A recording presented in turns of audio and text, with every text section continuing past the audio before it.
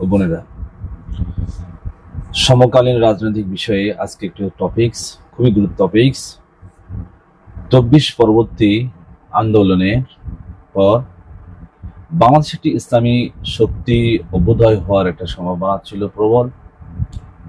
জুলাই ২৪ আন্দোলনের পর বাংলাদেশ জামাত ইসলামের সম্মানিত আমির ডক্টর শফিকুর রহমান তিনি ছুটে চলে যান চরমনাইয়ের দরবারে, যে মোহতারাম শাইখ রেজাউল করিমের সঙ্গে সাক্ষাৎ করেন।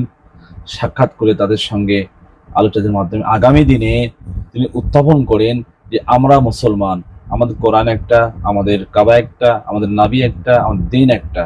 সুতরাং আমাদের যার যার মাসলাক, যার যার মতভেদ, যার যার আকিদা, যার যার মাযহাব আমরা ফেলে আমরা এক আল্লাহর জন্য, কোরআনের জন্য, দিনের জন্য, কাবার জন্য এক হয়ে যাই।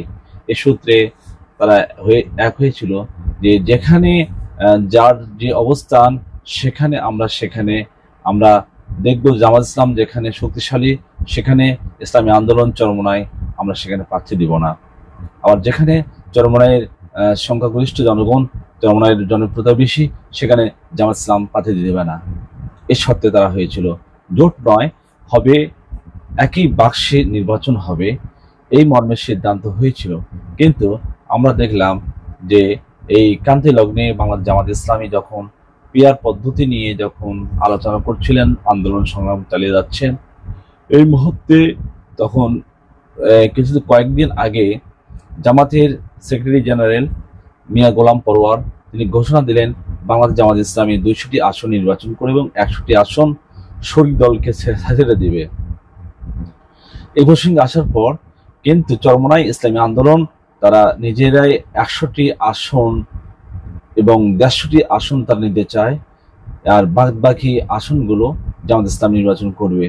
এই সত্ত্বে যখন মিল না হয় তখন তারা জামাতের সঙ্গে আর কোন জোট গঠন হবে না মর্মে জামাতের চরমনাইয়ের ইসলামী আন্দোলনের শায়েখ পীর রেজাউল করিম সাহেব তিনি এই মর্মে সাংবাদিকদের সামনে এই কথাটি খোলাসা করেন, জামাতের নেতৃত্বে আর কোনো ইসলামী জোট হবে না।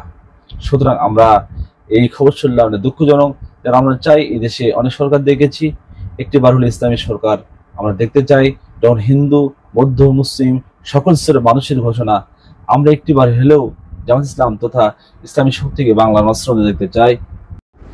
আসুন আমরা বাংলাদেশ সর্ববৃহৎ ইসলামী দল, যারা দেশের ধর্ম বর্ণ নির্বিশেষে সকলের অধিকার, সকলের শান্তি, সকলের বিপদের পাশে দাঁড়ায়, বাংলাদেশ জামাত তার পাশে থেকে ইসলামী ঐক্য গড়ে তুলি ইনশাআল্লাহ।